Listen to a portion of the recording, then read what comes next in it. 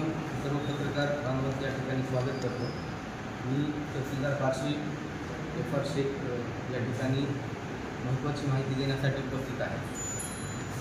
आपल्या तालुक्यामध्ये संपूर्ण राज्याबरोबर आणि आपल्या संपूर्ण जिल्ह्याबरोबरच आपल्या बार्शी तालुक्यामध्ये छत्रपती शिवाजी महाराज अभियानांतर्गत राष्ट्रनेता पंतप्रधान माननीय श्री नरेंद्रजी मोदी यांचा जन्मदिन हा 17 सप्टेंबर रोजी असतो आणि आपले राष्ट्रपिता महात्मा गांधी यांची जयंती दिनांक 2 ऑक्टोबर 2025ला आपण संपूर्ण देशभरात साजरा करत असतो।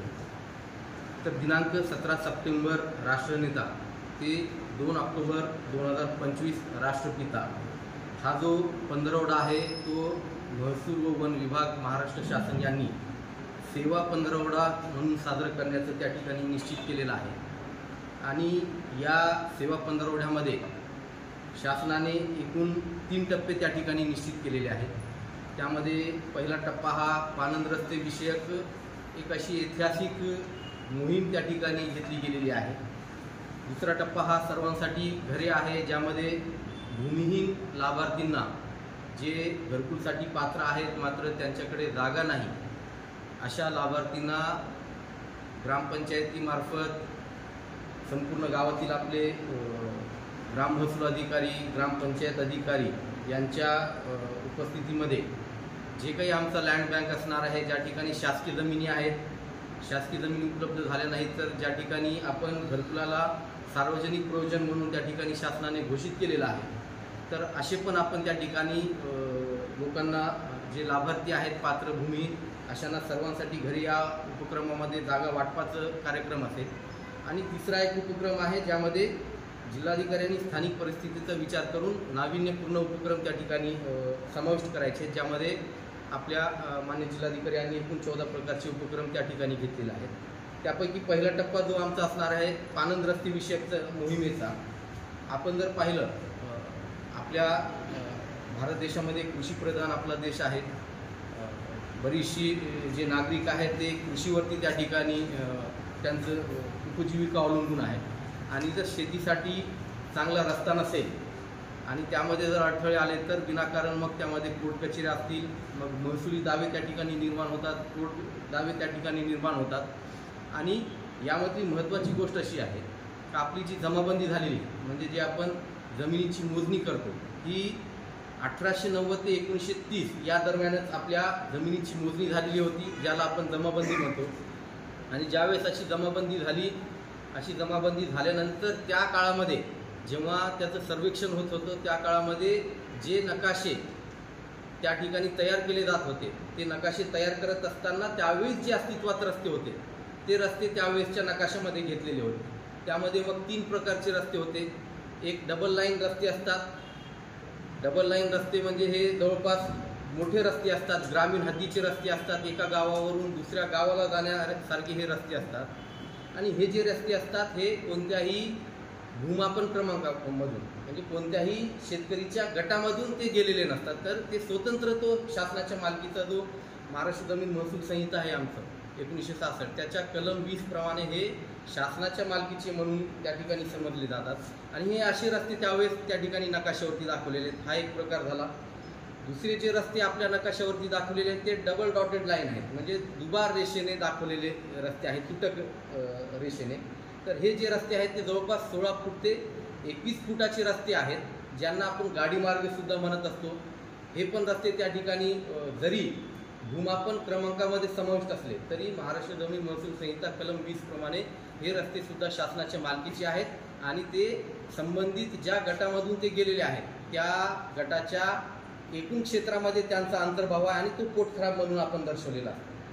आणि जरी तो एकूण क्षेत्रामध्ये दाखवत असलो तरी त्याची सुद्धा मालकी ही शासनाची आहे, कलम 20 प्रमाणे समजलं जातं। तिसरा प्रकार जो आपल्या नकाशावर असतो तो असतो सिंगल डॉटेड, म्हणजे एकेरी रेषेमध्ये तुटक रेषेने दर्शवलेले रस्ते असतात, जे पायवाट म्हणून त्या ठिकाणी घोषित केलेले आहेत त्या काळामध्ये। आणि जरी पायवाट म्हणत असलो तरी त्यांची रुंदीसुद्धा, रस्त्याची रुंदी ही जवळपास 8.25 फूट इतकी ती रस्त्याची रुंदी आहे। मग असे हे जे रस्ते आहेत वर्षानुवर्ष वापरात होते, मग सोयीनुसार काही लोकांनी त्याच्या वहिवाटा बदललेल्या आहेत आणि महसुली दावे पण जे मोठ्या प्रमाणामध्ये आमच्याकडे प्राप्त होत असतात त्यामध्ये मुख्यतः 2 कायदे त्या ठिकाणी आहेत. एक मामलेदार अधिनियम 1906 आहे, ज्या अंतर्गत कलम 5 मध्ये ज्या वहिवाटींचे रस्ते आहेत आणि त्याला जर अडथळा केलेला असेल तर ते मोकळा करण्यासाठी आपण त्या ठिकाणी काम करत असतो. आणि दुसरा रस्ता हा शेतीसाठी जाण्यासाठीचे रस्ते आहेत, जे सर्वे नंबरच्या बांधावरून आपण तो रस्ता कलम 143 अंतर्गत आपण देत असतो. मग असे हे जे सर्व रस्ते आहेत, मग बऱ्याचशा प्रकरणामध्ये नकाशेवरचे रस्ते सुद्धा अतिक्रमित आहेत. मग 1930ला जमाबंदी झाली, त्याच्यानंतर सर्वेक्षण झालं नाही, मोजणी झाली नाही आणि बरेचसे नकाशे हे वहिवाटीचे रस्ते त्यानंतर पण सुरू झाले, पण त्यांना नकाशेवर घेण्याचा प्रयत्न कधी झाला नाही. त्यांना वेगळा असं नंबर देण्याचा कधीही प्रयत्न त्या ठिकाणी झालेला नव्हता. आणि या सगळ्या ज्या काही गोष्टी आजपर्यंत झालेल्या नाहीत, त्यामुळे मी मगाशी बोलताना सांगितलं की एक ऐतिहासिक निर्णय रस्त्याच्या अनुषंगाने या ठिकाणी झालेला आहे. आणि हा दिनांक 29 ऑगस्ट 2025 रोजीचा महसूल विभागाचा शासन निर्णय आहे, ज्यामध्ये 5 प्रकारचे रस्ते त्या ठिकाणी दाखवलेले आहेत. त्यामध्ये ग्रामीण रस्ते आहेत, हद्दीचे रस्ते आहेत जे दुबार लाईनचे आहेत. 3 नंबरचा प्रकार हा दुबार तुटक रेषेचा रस्ता आहे, जो गाडी मार्ग म्हणून आपण ओळखत असतो. 4 नंबरचा तोडखराब रस्ता आहे, पायमार्गाचा रस्ता आहे, जो 8.25 फुटापर्यंत असतो. मग काही रस्ते असे आहेत जे शेतावर जाण्याचे आहेत, शिवरस्ते आहेत, त्या ठिकाणी 2 गावांची शिव मिळत असते. काही पानंद रस्ते आहेत आणि हे रस्ते चालू असताना सुद्धा आज रोजी पण ते नकाशावरती कुठेच दाखवलेले आहेत. त्यामुळे जे नकाशावरती रस्ते आहेत 3 प्रकारचे, त्यांचं पण वर्गीकरण या ठिकाणी केलेलं आहे. त्यांना वेगळा सीमांकन करून त्यांना वेगळा नंबर त्या ठिकाणी देण्यात येणार आहे. जे रस्ते आज रोजी चालू आहेत मात्र आज अखेरपर्यंत ते नकाशावरती आलेले नाहीत, अशांची सुद्धा सीमांकन करून ते सुद्धा आपण नकाशावरती घेणार आहोत.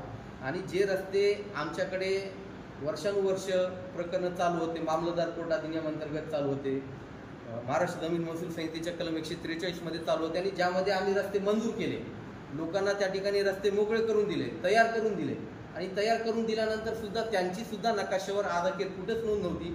आणि हे रस्ते तयार करून दिले, चालू करून दिले, तरी भविष्यामध्ये परत लोकांमध्ये त्यांच्या हद्दीवरून ते निश्चित न केल्यामुळे त्याच्यात वादविवाद व्हायचे आणि परत रस्ता अडवण्याचा प्रकार, त्यांच्यातले तंटे, त्यांच्यातले वाद, मग जमीन पडीक राहण्याचा विषय असेल किंवा कुणाला जर जमीन त्या ठिकाणी त्यांनी कसलेली आहे, त्या ठिकाणी काढणी झालेली आहे मात्र तो बाजारापर्यंत नेण्याचे प्रश्न असेल, असे बरेचसे प्रश्न त्या ठिकाणी होत होते. तर हे सर्व प्रश्न त्या ठिकाणी कायमस्वरूपी मिटवण्याकरिता आता भूमी अभिलेख विभाग असेल, ग्रामविकास विभाग असेल, यांच्या वतीने आपण सर्वांच्या सहकार्याने ही मोहीम त्या ठिकाणी सुरू केलेली आहे.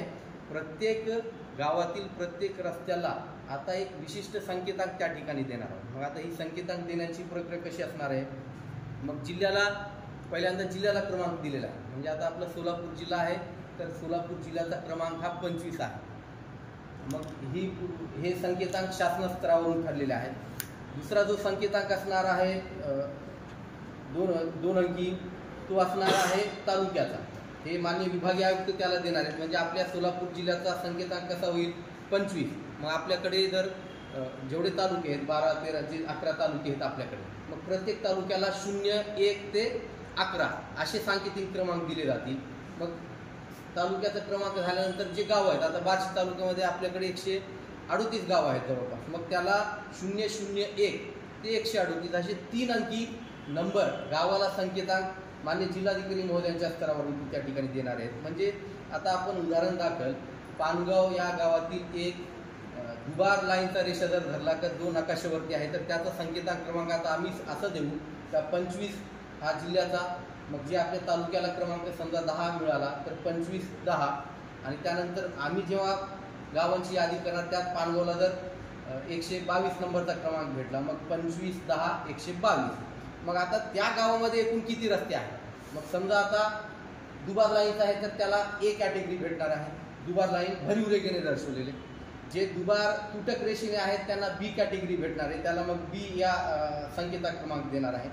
जे सिंगल डॉटेड लाईन्स आहेत, जे एकेरी रेषेमध्ये दर्शवलेले रस्ते आहेत त्यांना C क्रमांक देणार आहेत. आणि जे रस्ते नकाशावरती नाही मात्र आज रोजी चालू आहेत त्यांना आपण D क्रमांक देणार आहोत.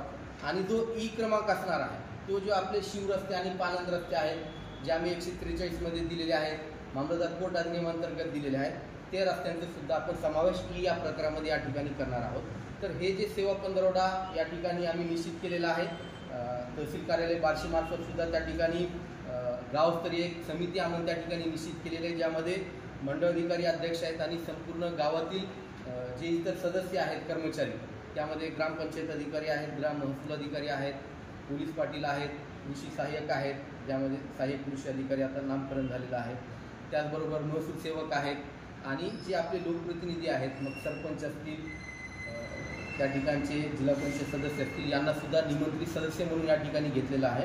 आणि अशा पद्धतीने सर्वप्रथम आपण त्या गावामध्ये शिवार फेरी आयोजित केलेली आहे आणि याचा कालावधी मी आपल्या बार्शी तालुक्याकरिता 10 सप्टेंबर ते 12 सप्टेंबर या कालावधीकरिता आपण शिवार फेरी करणार आहोत. आजही बऱ्याचशा गावामध्ये आपले सर्व ग्रामस्तरीय सदस्य असतील, सर्व लोकप्रतिनिधी असतील, यांच्या उपस्थितीमध्ये बऱ्यापैकी गावांमध्ये शिवार फेरी झालेली आहे.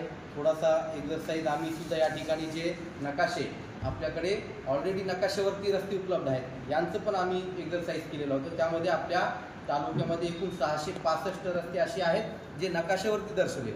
मग त्यामध्ये दुबार लाईन असेल, ते ऑलरेडी चालू असतील, त्याच्यावर वेगवेगळ्या यंत्रणांकडून खर्च पण झालेला असणार आहे, त्यांना सुद्धा आपण संकेतांक क्रमांक देऊ. मग अशा एकूण 665 रस्ते आपल्याकडे जवळपास 1610 किलोमीटरचे हे रस्ते आहेत, ज्यामध्ये फक्त आता 6 अतिक्रमित आहेत असं आमच्याकडे रिपोर्ट आहे.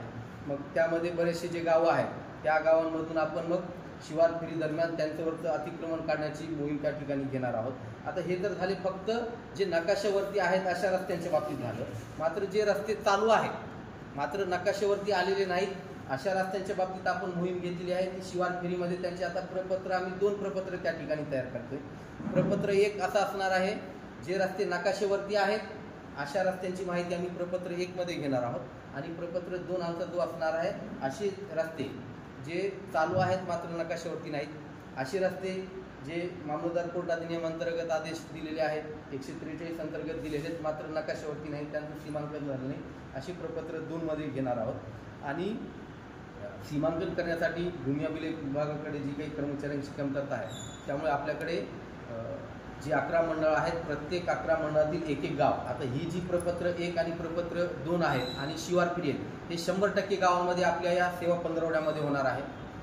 ज्या रस्त्यांमध्ये मी आदेश मागील वर्षभरामध्ये 2 वर्षभरामध्ये दिलेले आहेत आणि ज्यांमध्ये वरिष्ठ कार्यालयामध्ये अपील केलेलं नाही आहे किंवा स्थगिती नाही किंवा माझा निर्णय रद्द झालेला नाही, असे जे रस्ते आहेत आणि आम्ही ऑलरेडी अतिक्रमण मुक्त करून दिलेले आहेत, अशा रस्त्यांना संकेतांक क्रमांक आम्ही देणार आहोत. ज्या रस्त्यांमध्ये मी आदेश दिले मात्र स्थगिती नाही, ते रस्ते सुद्धा आम्ही मोहीम स्वरूपामध्ये या कालावधीमध्ये अतिक्रमण त्या ठिकाणी मुक्त करून देणार आहोत. त्यामुळे माझी अशी विनंती असणार आहे का हा खूप मोठा विषय आहे, सर्व शेतकऱ्यांच्या जिव्हाळ्याचा विषय आहे.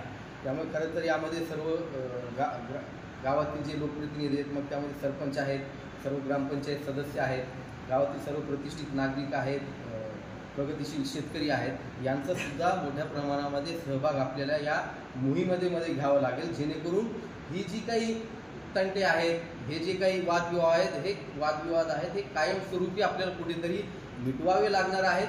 कारण जमीन ही काही वाढणारी नाही आणि जशी जशी लोकसंख्या वाढणार आहे त्या ठिकाणी छोटे छोटे तुकडे आपल्या जमिनीचे गेलेले आहेत. त्यामुळे जो रस्त्याच्या कडेला असतो त्याला रस्त्याला जायला एक्सेस असतो आणि तो मात्र मागे जे आहेत त्यांचा विचार त्या ठिकाणी होत नाहीत आणि मग जो रस्त्यावर असतो त्याला काही अडथळा नसतो. त्यामुळे तो मागे जे असणारे आहेत लोक त्यांना देण्यामध्ये कुठेतरी कुचराई त्या ठिकाणी करत असतो.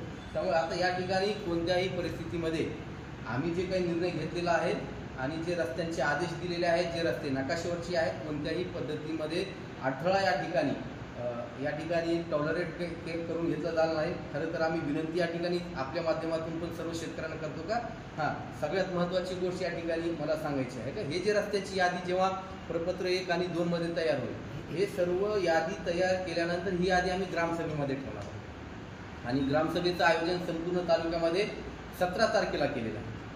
महसूल जे काही पंधरवडा आपण या ठिकाणी सेवा पंधरवडा आयोजित केला आहे त्यामध्ये सातबारा वाचन तर तो वेगळा पार्ट आहे, त्यात सातबाऱ्याचं पण वाचन आपण करणार आहोत. मात्र त्यामध्ये आपण हे जे सर्व रस्ते आहेत, मग ते जे प्रपत्र 1 मधले असतील 2 मधले असतील, ते ग्रामसभेमध्ये ठेवणार, गावातील सगळ्या लोकांना ती स्थानिक परिस्थिती माहिती असते आणि जे रस्ते जी यादी आमची ग्रामस्तरीय समिती तयार करेल आणि ग्रामसभेपुढे ठेवेल आणि ग्रामसभेमध्ये जे मंजूर होतील का हा ठीक आहे याच्यामध्ये आपल्याला अतिक्रमण आहे ते काढणं आवश्यक आहे किंवा याच्यावर अतिक्रमण नाही, हा रस्त्याला सांकेतांक क्रमांक द्यायला काही हरकत नाही, असे सर्व रस्त्यांवरती आपण कारवाई करणार आहोत. मग ज्यामध्ये ग्रामसभेमध्ये जे संमत होतील आणि त्याच्यामध्ये सर्व शेतकऱ्यांची संमतीपत्र आपण घेणार आहोत आणि ज्यांची सर्वांची सहमती असेल त्यांच्या बाबतीत आपण डायरेक्ट त्या ठिकाणी सांकेतांक क्रमांक सीमांकन करून देण्याचं काम करणार आहोत.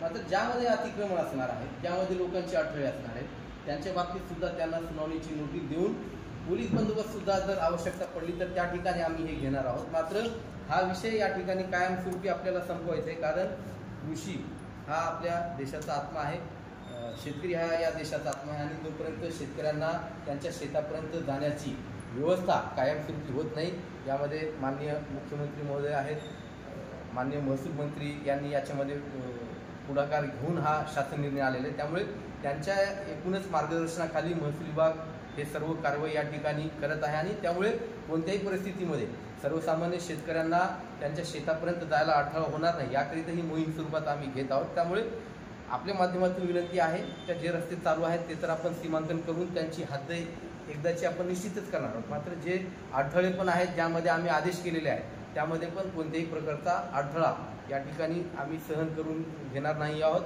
आम्ही विनंती करून सर्वांना त्या ठिकाणी सर्वांच्या सहमतीने करण्याचा आमचा प्रयत्न असेल. मात्र ज्यामध्ये अडथळा येणार आहे त्या ठिकाणी सुद्धा पोलीस बंदोबस्तामध्ये हे रस्ते शेतकऱ्यांच्या फायद्यासाठी निश्चितपणाने त्या ठिकाणी आपण उपलब्ध करून देणार आहोत. तर अशा पद्धतीने ही आपली संपूर्ण सेवा पंधरवड्यातली कारवाई असणार आहे रस्त्यांच्या बाबतीत. दुसरा जो सर्वांसाठी घरे आहे, आपण आपलं संपूर्ण लँड बँक त्या ठिकाणी प्रत्येक गावामध्ये किती शासकीय जमिनी आहेत, मग गायरान जमिनी किती आहेत, महाराष्ट्र शासनाच्या मालकीच्या जमिनी किती आहेत, यापूर्वी आपण बऱ्याचशा जमिनी या सौर ऊर्जेच्या कामाकरिता त्या ठिकाणी दिलेल्या आहेत, कृषी वाहिनीसाठी दिलेल्या आहेत.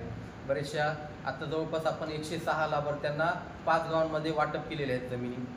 त्याच्यामध्ये परत एक तरतूद या ठिकाणी आलेली आहे का जे भूमिहीन आहे आणि ज्यांना 500 मीटरच्या आत घर बांधायचं आहे परंतु तुकडेबंदीची बाधा येते, तर असे जे गावठाणापासून 500 मीटरच्या आत ज्या शेतकऱ्यांना ज्या लाभार्थ्यांना खरेदी खत करून घ्यायचे तुकडा पाडून, तर त्यांना सुद्धा माननीय उपविभागीय अधिकारी यांच्या कार्यालयामार्फत परवानगी त्या ठिकाणी मिळणार आहेत. म्हणजे त्यांचं सुद्धा जागेचा प्रश्न मिटला का त्यांना पंचायत समिती विभागामार्फत त्यांना घरकुलसाठीचा पण जो काही निधी आहे शासनाचा तो त्या ठिकाणी मिळणार आहे.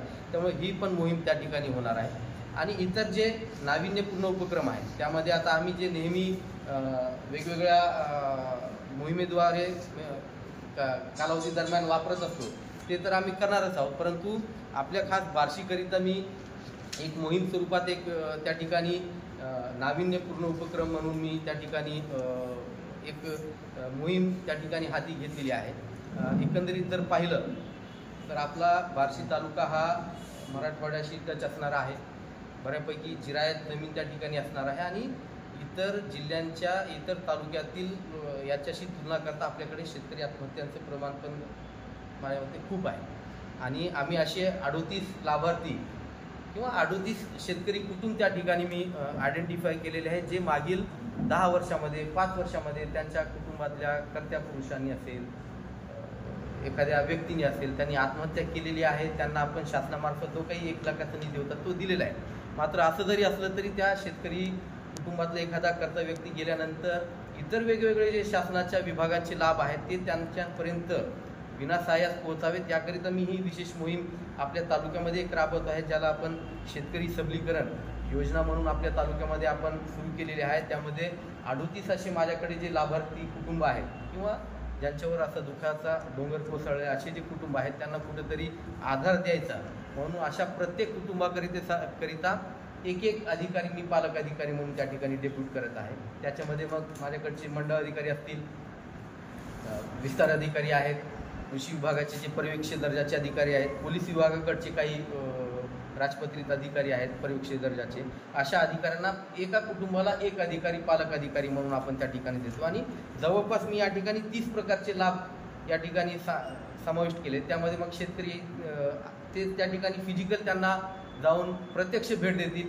आणि भेटी दरम्यान मग त्यांना वेगवेगळ्या ज्या शासनाची योजना आहेत त्यांचा लाभ मिळाला आहे का आणि मिळाला नसेल तर त्या त्या विभागाला त्या त्या कार्यालय प्रमुखांना कॉन्टॅक्ट करणं, त्यांना तो लाभ मिळवून देण्याचं काम आणि जबाबदारी ह्या संबंधित पालक अधिकाऱ्यावरती, नोडल अधिकाऱ्यावरती आपण देणार आहोत. त्याच्यामध्ये मग शेतकरी आत्महत्या सानुग्रह अनुदान त्यांना मिळाले का, महात्मा ज्योतिबा फुले जन आरोग्य योजना आहे त्याचा लाभ मिळाला आहे का, पीक विमा योजनेचा लाभ मिळाला आहे का, नैसर्गिक आपत्तीमध्ये जे वेगवेगळे अनुदान आम्ही देतो त्याच्यात काही त्यांना अडचण आहे का, त्यानंतर स्वच्छ भारत मिशन अंतर्गत शौचालयाची त्यांना काही तरतूद होती ती मिळाली आहे का, जिल्हा पशुसंवर्धन अधिकारी यांच्याकडून जे काही शेळी गटांचे अनुदान आहेत ते त्यांना मिळालेलं आहे का, राष्ट्रीय कुटुंबार्थ सहाय्य योजना आहे आमच्याकडे ती मिळाली का, वीज जोडणीचं त्यांच्या घरी असेल, शेतावर असेल त्या बाबतीत त्यांच्या काही अडचणी आहेत का, गॅसची जोडणीची अडचण आहे का, रोजगार हमी योजनेमध्ये तर ते जर लाभ घ्यायला इच्छुक असतील, वैयक्तिक जे आमची योजना आहेत, मग रेशीमची योजना आहे, फळबागची लागवडीची योजना आहे, ते लाभ घ्यायला इच्छुक असतील तर ते त्यांच्यापर्यंत कसं पोहोचवतं येईल याबद्दल आहे.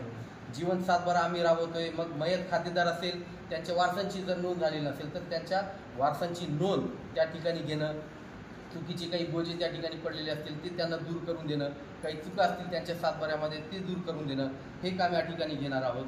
काहींना मग श्रावण बाळ आहे, संजय गांधी निराधार योजना आहे, त्यांच्या कुटुंबात एखादा पात्र व्यक्ती असेल आणि त्यांना लाभ मिळाला नसेल तर तो लाभ त्यांना देणं, त्यांची पीक पाहणी राहिलेली आहे का ती पीक पाहणी पूर्ण करून देणं, त्यांच्याकडची जी मुलं आहेत त्यांना शाळेमध्ये ॲडमिशन मिळालेलं आहे का, त्यांना शिष्यवृत्ती मिळते का, शेती अवजारे आहेत पंचायती समितीकडचे ते त्यांना मिळालेले आहेत का, बचत गटामध्ये जर कोणी काम करायला इच्छुक असतील त्यांच्याकडच्या महिला भगिनी तर त्यांना त्या ठिकाणी काम करायला देणं, कृषी विभागाकडच्या वेगवेगळ्या ज्या महाडीबीटीच्या योजना आहेत त्यामध्ये वेगवेगळे अवजारे त्यांना भेटत असतात, वेगवेगळे शेततळं आहे त्याची काही त्यांना पात्र असतील आणि ती मिळालेलं आहे का, विहिरीबद्दलचे आहेत.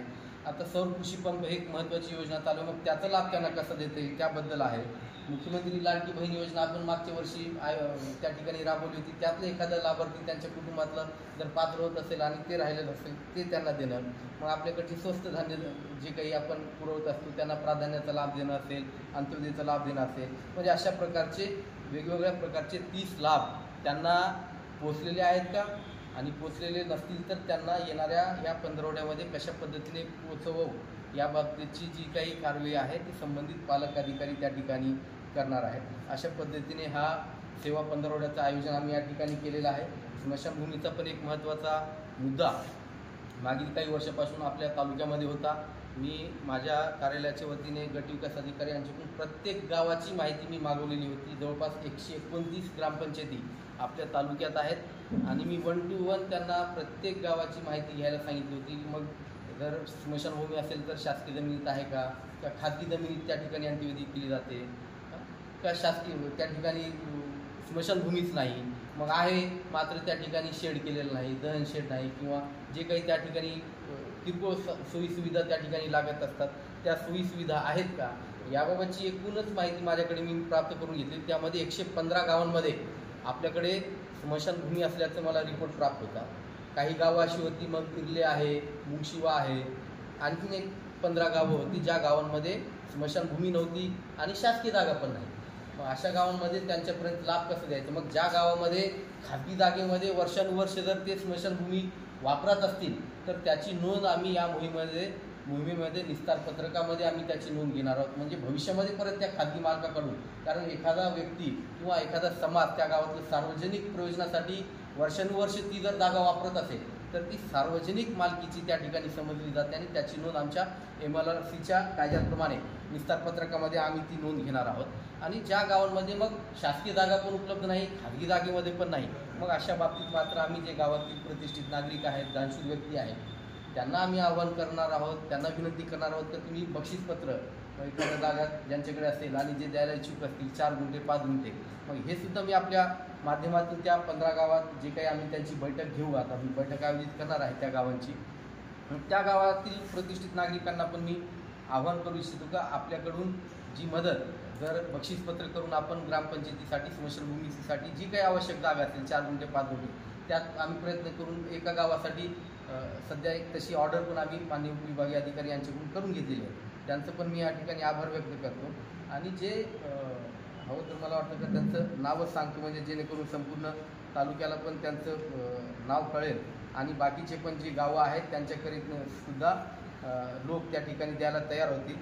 म्हणजे मुंगशिवा या ठिकाणी क्षेत्र देण्यासाठी विनायक अर्जुन क्षीरसागर व रसिका विनायक क्षीरसागर यांनी त्यांच्याकडची गट नंबर 362 जवळपास 4 गुंठे जमीन स्मशानभूमीसाठी दिलेले. त्यामुळे मी तालुका प्रशासनाच्या वतीने त्यांचे या ठिकाणी आभार व्यक्त करतो. आणि ज्या गावांमध्ये स्मशानभूमीसाठी शासकीय जागा नाही अशा गावातील काही नागरिकांना विनंती करतो की त्यांनी सढळ हस्ते त्यांची जमीन जर द्यायला इच्छुक असतील तर त्या पद्धतीने पण त्यांनी आपापल्या गावातील ग्रामसेवक असतील, तलाठी असतील यांच्यापर्यंत आपण ते अर्ज त्या ठिकाणी द्यावा किंवा आपलं इच्छापत्र त्या ठिकाणी द्यावं. म्हणजे त्या गावामध्ये सुद्धा आपल्याला स्मशानभूमी आपल्याला देता येते.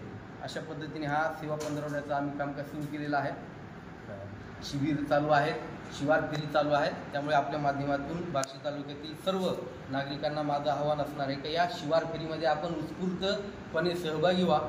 ज्या ज्या ठिकाणचे रस्ते आहेत चालू आहेत आणि ज्याच्यामध्ये डिस्प्यूट नाही आणि जे थोड्याशा चर्चेने एकमेकांशी चर्चा केल्याने प्रश्न सुटणार आहेत असे रस्ते आपण 100% या मोहीम कालावधीमध्ये त्या ठिकाणी खुले करून देण्याचं मानस त्या ठिकाणी आमचं आहे. आणि आपल्या सर्वांचंही सहकार्य या ठिकाणी आवश्यक आहे. आपल्या सर्वांचं सुद्धा मी या ठिकाणी आभार व्यक्त करतो. सर, बऱ्याच खेडेगावामध्ये गायरान